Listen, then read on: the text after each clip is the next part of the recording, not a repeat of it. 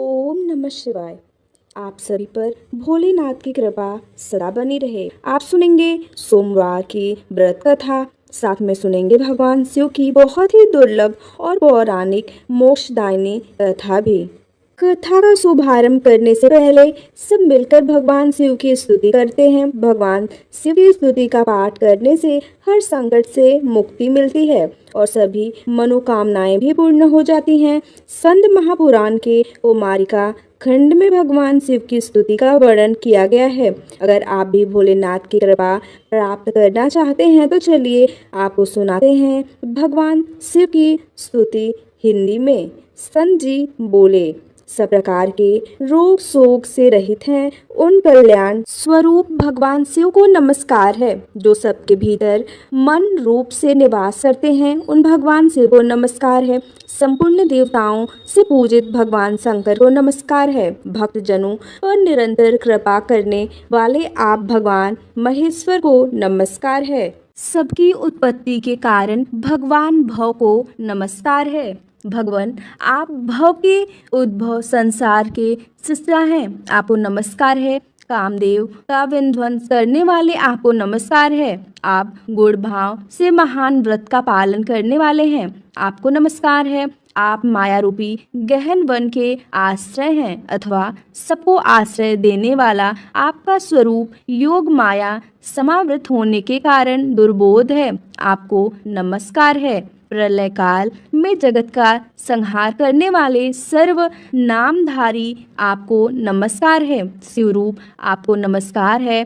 आप पुरातन सिद्ध रूप हैं, आपको नमस्कार है। काल रूप आपको नमस्कार है। आप सबकी कलना करने वाले होने के कारण काल नाम से प्रसिद्ध हैं, आपको नमस्कार है।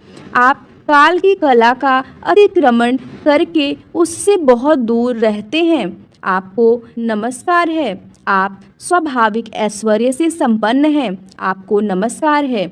आप अप्रमेय महिमा वाले वृषभ तथा महासमृद्धि से संपन्न हैं, आपको नमस्कार है। आप सबको शरण देने वाले हैं, आपको नमस्कार है। आप ही निर्गुण ब्रह्म हैं, आपको नमस्कार है। आपके अनुगामी सेवक भयानक गुण संपन्न हैं, आपको नमस्कार है। नाना भुवनों पर अधिकार रखने वाले आपको नमस्कार है। भक्तों को मनोवांछित फल प्रदान करने वाले आपको नमस्कार है। भगवान आप ही कर्मों का फल देने वाले हैं, आपको नमस्कार है। आप ही सबका धारण पोषण करने वाले धाता तथा उत्तम करता है, आपको सर्वदा नमस्कार है। आपके अनंत रूप है, आपका कोप सबके लिए असह्य है, आपको सदैव नमस्कार है। आपके स्वरूप का नाम कोई माप नहीं हो सकता, आपको नमस्कार है। वृषभेंद्र को अपना वाहन बनाने वाले आप भगवान महेश्वर को नमस्कार है। आप सुप्रसिद्ध महौषध रूप हैं, आपको नमस्कार है। समस्त व्याधियों का विनाश करने वाले आपको नमस्कार है। आप चराचर स्वरूप सबको विचार तवन निर्णयात्मिका शक्ति देने वाले कुमारनाथ के नाम से प्रसिद्ध तथा परम कल्याण स्वरूप हैं, आपको नमस्कार है। प्रभु आप मेरे स्वामी हैं, संपूर्ण भूतों के ईश्वर एवं महेश्वर हैं। आप ही समस्त भोगों के अधिपति हैं, वाणी बल और बुद्धि के अधिपति भी आप ही हैं। आप ही क्रोध और मोह पर शासन करने वाले हैं, पर और अपर के स्वामी भी आप ही हैं। सबकी हृदय गुहा में निवास करने वाले परमेश्वर तथा मुक्ति के अधीश्वर भी आप ही हैं, आपको नमस्कार है। शिव जी ने कहा, जो लोग सायंकाल और प्रातःकाल पूर्ण भक्ति पूर्वक तुम्हारे द्वारा की हुई इस स्तुति से मेरा स्वतः करेंगे, उनको जो फल प्राप्त होगा उसका वर्णन करता हूँ, सुनो। उन्हें कोई रोग नहीं होगा, दरिद्रता भी नहीं होगी तथा प्रियजनों से कभी वियोग भी नहीं होगा। वे इस संसार में दुर्लभ भोगों का उपभोग करके मेरे परम धाम को प्राप्त करेंगे। इस प्रकार से श्री स्कंद महापुराण के कुमारिका खंड में शिव स्तुति संपूर्ण हुई।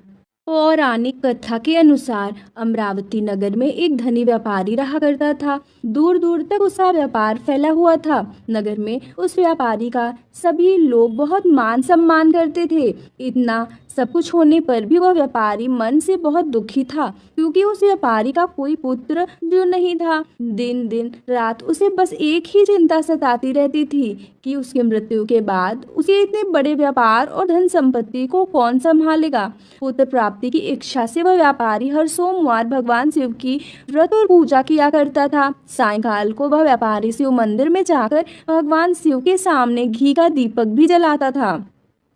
उस व्यापारी की भक्ति देखकर एक दिन देवी पार्वती ने भगवान शिव से कहा, हे प्रभु, यह व्यापारी आपका सच्चा भक्त है। इतने दिनों से यह सोमवार का व्रत और पूजा नियमित कर रहा है। भगवान, आप इस व्यापारी की मनोकामना अवश्य पूर्ण करें। तब भगवान शिव ने मुस्कुराते हुए कहा, हे पार्वती, इस संसार में सबको उसी कर्म के अनुसार फल की प्राप्ति होती है। रानी जैसा कर्म करते हैं उन्हें वैसा ही फल मिलता है। इसके बाद भी देवी पार्वती नहीं मानी। उन्होंने बार बार आग्रह करते हुए कहा, हे महादेव, हे प्रभु, आपको इस व्यापारी की इच्छा पूरी करनी ही पड़ेगी। यह आपका अनन्य भक्त है, हर सोमवार आपका विधिवत व्रत रखता है और पूजा अर्चना के बाद आपको भोग लगाकर एक समय ही भोजन भी ग्रहण करता है। आपको इसे पुत्र प्राप्ति का वरदान तो देना ही होगा। प्रभु देवी पार्वती का इतना आग्रह देखकर भगवान शिव ने कहा, देवी, तुम्हारे आग्रह पर मैं इस व्यापारी को पुत्र प्राप्ति का वरदान देता हूँ, लेकिन इसका पुत्र 16 वर्ष से अधिक जीवित नहीं रहेगा। उसी रात भगवान शिव ने स्वप्न में उसे व्यापारी को दर्शन देकर उसे पुत्र प्राप्ति का वरदान दिया और उसे पुत्र के 16 वर्ष तक जीवित रहने की बात भी बताई। भगवान के वरदान से उस व्यापारी को खुशी तो हुई, लेकिन अल्पायु की चिंता ने उस खुशी को नष्ट कर दिया। व्यापारी अब भी पहले की तरह सोमवार का विधिवत व्रत करता रहा। कुछ महीने पश्चात उसके घर में एक बहुत ही सुंदर पुत्र उत्पन्न हुआ। पुत्र जन्म से व्यापारी के घर में खुशियां भर गईं। बहुत धूमधाम से पुत्र जन्म का समारोह मनाया गया। व्यापारी को पुत्र जन्म की अधिक खुशी नहीं हुई, क्योंकि उसे पुत्र की अल्प आयु के रहस्य का पता था, लेकिन यह रहस्य घर में किसी और को मालूम नहीं था। विद्वान ब्राह्मणों ने उस पुत्र का नाम अमर रखा। जब अमर 12 वर्ष का हुआ तो शिक्षा के लिए उसे वाराणसी भेजने का निश्चय किया गया। व्यापारी ने अमर के मामा दीपचंद को बुलाया और कहा कि अमर को शिक्षा प्राप्त करने के लिए वाराणसी छोड़कर आओ। अमर अब अपने मामा के साथ शिक्षा प्राप्त करने के लिए चल दिया। रास्ते में जहाँ भी अमर और दीपचंद रात्रि विश्राम के लिए ठहरते, वहीं यज्ञ करते और ब्राह्मणों को भोजन कराते थे। लंबी यात्रा के बाद अमर और दीपचंद एक नगर में पहुंचे। उस नगर के राजा की कन्या के विवाह की खुशी में पूरे नगर को सजाया गया था। निश्चित समय पर बारात आ गई, लेकिन वर का पिता अपने बेटे के एक आंख से काना होने के कारण बहुत चिंतित था। उसे इस बात का भय सता रहा था कि राजा को इस बात का पता चलने पर कहीं वह विवाह से इनकार न कर दे, इससे उसकी बदनामी होगी। वर के पिता ने अमर को देखा तो उसी मस्तिष्क में एक विचार आया। उसने सोचा, क्यों न इस लड़के को दूल्हा बनाकर राजकुमारी से विवाह करा दूं। विवाह के बाद इसको धन देकर विदा कर दूंगा और राजकुमारी को अपने नगर में ले जाऊंगा। वर के पिता ने इस संबंध में अमर और दीपचंद से बात की। दीपचंद ने धन मिलने के लालच में वर के पिता की बात स्वीकार कर ली और अमर को दूल्हे के वस्त्र पहनाकर राजकुमारी चंद्रिका से विवाह करा दिया गया। राजा ने बहुत सा धन देकर राजकुमारी को विदा किया। अमर जब लौट रहा था तो सच नहीं छिपा सका और उसने राजकुमारी के दुपट्टे पर लिख दिया, राजकुमारी चंद्रिका, तुम्हारा विवाह तो मेरे साथ हुआ था। मैं तो वाराणसी में शिक्षा प्राप्त करने जा रहा हूँ। अब तुम्हें जिस नवयुवक की पत्नी बनना पड़ेगा वह काना है। वो जब राजकुमारी ने अपने दुपट्टे पर लिखा हुआ पढ़ा तो उसने काने लड़के के साथ जाने से इनकार कर दिया। राजा ने सब बातें जानकर राजकुमारी को महल में रख लिया। उधर अमर अपने मामा दीपचंद के साथ वाराणसी पहुंच गया। अमर ने गुरुकुल में पढ़ना प्रारंभ कर दिया। जब अमर की आयु 16 वर्ष की हुई तो उसने एक यज्ञ किया। यज्ञ की समाप्ति पर ब्राह्मणों को भोजन कराया और खूब अन्य वस्त्र दान किए। रात को अमर अपने शयन कक्ष में सो गया। शिव जी के वरदान के अनुसार सैनावस्था में ही अमर के प्राण पखेरु उड़ गए। सूर्योदय पर मामा अमर को मृत देखकर रोने पीटने लगा। आसपास के लोग भी एकत्र होकर दुख प्रकट करने लगे। मामा के रोने की विलाप करने से स्वर समीप से गुजरते हुए भगवान शिव और माता पार्वती ने भी सुने। तब माता पार्वती ने भगवान से कहा, प्राणनाथ, मुझसे इसके रोने का सहन नहीं हो रहा, आप इस व्यक्ति के कष्ट को अवश्य दूर कीजिए। भगवान शिव ने देवी पार्वती से कहा, अदृश्य रूप में जाकर अमर को देखा तो पार्वती जी से बोले, देवी, यह तो उसी व्यापारी का पुत्र है जिसे मैंने 16 वर्ष की आयु का वरदान दिया था। आज इसकी आयु तो पूरी हो गई। देवी पार्वती ने फिर भगवान शिव से निवेदन किया, हे प्राणनाथ, आप इस लड़के को जीवित कर दीजिए, नहीं तो इस लड़के के माता पिता पुत्र की मृत्यु के कारण रो रो कर अपने प्राणों को त्याग कर देंगे। इस लड़के का पिता तो आपका परम भक्त है, वर्षों से सोमवार का व्रत करते हुए आपको भोग लगा रहा है। माता पार्वती के बार बार आग्रह करने पर भगवान शिव ने उस लड़के को जीवित होने का वरदान दे दिया और कुछ ही क्षणों में वह जीवित होकर उठ बैठा। फिर शिक्षा समाप्त करके अमर मामा के साथ अपने नगर की ओर चल दिया। दोनों चलते हुए उसी नगर में पहुंचे जहां अमर का विवाह हुआ था। उस नगर में भी अमर ने यज्ञ का आयोजन किया। समीप से गुजरते हुए नगर के राजा ने यज्ञ का आयोजन देखा। तब राजा ने अमर को तुरंत पहचान लिया। यज्ञ समाप्त होने पर राजा अमर को और उसके मामा को महल में ले गए और कुछ दिन उन्हें महल में रखकर बहुत सारा धन वस्त्र देकर राजकुमारी के साथ विदा कर दिया। रास्ते में सुरक्षा के लिए राजा ने बहुत से सैनिकों को भी साथ भेजा। दीपसेन नगर में पहुंचते ही एक दूत को घर भेजकर अपने आने की सूचना भेजी। अपने बेटे अमर के जीवित वापस लौटने की सूचना से व्यापारी बहुत प्रसन्न हुआ। व्यापारी ने अपनी पत्नी के साथ स्वयं को एक कमरे में बंद कर रखा था। भूखे प्यासे रहकर व्यापारी और उसकी पत्नी बेटे की प्रतीक्षा कर रहे थे। उन्होंने प्रतिज्ञा कर रखी थी कि यदि उन्हें अपने बेटे की मृत्यु का समाचार मिला तो वे दोनों भी अपने प्राण त्याग देंगे। व्यापारी अपनी पत्नी और मित्रों के साथ नगर के द्वार पर पहुंच गया।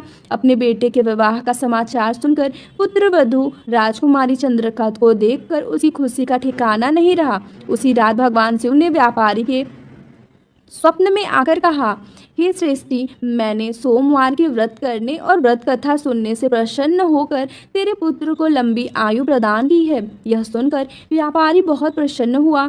सोमवार का व्रत करने से व्यापारी के घर में खुशियां लौट आई। शास्त्रों में लिखा है कि जो स्त्री पुरुष सोमवार का विधिवत व्रत करते और व्रत कथा सुनते हैं, उनकी सभी इच्छाएं महादेव की कृपा से पूरी हो जाती हैं। सोमवार व्रत कथा समाप्त। अब सुनिए भगवान शिव और माता पार्वती की कथा। एक बार भगवान शिव देवी पार्वती जी के साथ हरिद्वार भ्रमण पर गए थे। पार्वती जी ने वहां देखा कि सहस्त्र मनुष्य गंगा जी में स्नान कर हर हर गंगे कहते चले जा रहे हैं, परंतु सभी दुखी और पाप परायण हैं। तब देवी पार्वती जी ने बड़े आश्चर्य से भोलेनाथ से पूछा, हे देव, गंगा में इतनी बार स्नान करने पर भी इनके पाप और दुखों का नाश क्यों नहीं हुआ? क्या अब पवित्र गंगा जी में लोगों के पापों का नाश करने की शक्ति नहीं रही? तब भगवान शिव देवी पार्वती से कहने लगे, प्रिय, गंगा में तो आज भी वही शक्ति है, परंतु इन लोगों ने पाप नाशनी गंगा में स्नान ही नहीं किया है, तब भला इन्हें लाभ कैसे होगा? देवी पार्वती ने यह सुनकर बड़ा आश्चर्य किया। फिर पूछा, प्रभु, स्नान कैसे नहीं किया? मैं तो देख रही हूँ कि सभी तो गंगा में स्नान करके आ रहे हैं और अभी तक तो इनके शरीर भी गीले हैं। तब भगवान शिव ने कहा कि देवी, यह तो केवल जल में डुबकी लगाकर आ रहे हैं। मैं तुम्हें इनका रहस्य कल समझाऊं। अगले दिन बड़े जोर की बरसात होने लगी। सारी गलियां कीचड़ से भर गई। एक चौड़े रास्ते में गहरा गड्ढा था, उसके चारों ओर कीचड़ ही कीचड़ भरा हुआ था। भगवान शिव ने अपनी माया से एक वृद्ध रूप धारण कर लिया और एक दिन विवश की तरह गड्ढे में जाकर ऐसे पड़ गए मानो कोई मनुष्य चलता हुआ गड्ढे में गिर पड़ा हो और निकलने का प्रयास करने पर भी निकल नहीं पा रहा हो। और भगवान शिव ने देवी पार्वती को गड्ढे से थोड़ी दूर यह समझाकर बिठा दिया कि देखो, आप लोगों को सुनो सुनो कर पुकारती रहना कि मेरे वृद्ध पति अचानक गड्ढे में गिर पड़े हैं। कोई पुण्यात्मा इन्हें निकाल कर इनकी प्राण बचाए और मुझ अबला की सहायता करे। भगवान शिव ने कहा कि देवी, जब कोई भी मुझे गड्ढे से निकालने के लिए तैयार हो, तब तुम उनसे बस इतना कह देना कि मेरे पति सर्वथा निष्पाप है इन्होंने अपने जीवन में कभी कोई पाप नहीं किया है, इसलिए इन्हें वही छुए जो स्वयं निष्पाप हो। अगर आपने अपने जीवन में एक बार भी कोई भी छोटे से छोटा पाप तक नहीं किया हो, तभी मेरे पति को हाथ लगाना, नहीं तो हाथ लगाते ही आप भस्म हो जाएंगे। तथास्तु कहकर देवी पार्वती जी गड्ढे के किनारे बैठ गई और फिर आने जाने वाले लोगों को भगवान शिव की सिखाई हुई बात कहने लगी। उधर गंगा जी में नहाकर लोगों के समूह आ रहे थे। एक सुंदर युवती को यूं दलदल के पास बैठी देखकर कई लोगों के मन में पाप आ गया। कुछ लोग लज्जा के डर से डरे तो कुछ लोगों को धर्म का भय हुआ, कुछ लोगों को कानून से डर लगा तो कुछ लोगों ने तो पार्वती जी को यह भी सुना दिया कि मरने दे उस बुढ़े को, अरे क्यों उसके लिए रो रही है। आगे और कुछ दयालु सचरित्र पुरुष भी थे। उन्होंने करुणा करके युवती के पति को निकालना चाहा, लेकिन जैसे ही उन्होंने उस वृद्ध को वहां से हटाना चाहा, तभी देवी पार्वती के वचन सुनकर वे भी रुक गए कि जो निष्पाप हो केवल वही उन्हें छुए, नहीं तो वे भस्म हो जाएंगे। उन्होंने सोचा कि हम तो गंगा में नहाकर आए हैं तो क्या हुआ, पापी तो हैं ही, कहीं हाथ न जल जाए। और इस प्रकार उन वृद्ध को निकालने के कारण कहीं इस स्त्री के कहे अनुसार हम खुद भस्म ना हो जाएं। इस तरह सोचकर किसी की हिम्मत नहीं हुई कि वे उस वृद्ध को दलदल से बाहर निकाल पाए। सैकड़ों लोग आए और पूछकर चले गए। सुबह से शाम हो चली तब भगवान शिव ने देवी पार्वती से कहा, देखो आया कोई सच्चे हृदय से गंगा जी में नहाने वाला। तभी कुछ देर बाद एक जवान हाथ में लोटा लिए हर हर गंगे कहता हुआ वहां से निकला। देवी पार्वती ने उससे भी वही बात कही। उस नव युवक का हृदय करुणा से भर आया। उसने भगवान शिव को उस गड्ढे से निकालने की तैयारी की। तभी देवी पार्वती ने उसे रोका और कहा कि भाई, अगर तुम पूरी तरह से निष्पाप हो तभी मेरे पति को छूना, क्योंकि अगर तुमने जरा भी पाप किया होगा तो मेरे पति को छूने से तुम भस्म हो जाओगे। लेकिन उस नव युवक ने बिना कोई संकोच के दृढ़ निश्चय के साथ माता पार्वती से कहा, माते, मेरे निष्पाप होने में तुम्हें संदेह क्यों होगा? आपको नहीं दिखता कि मैं अभी अभी गंगा जी में स्नान करके आया हूँ? गंगा जी में गोता लगाने के बाद कभी पाप रहते हैं भला?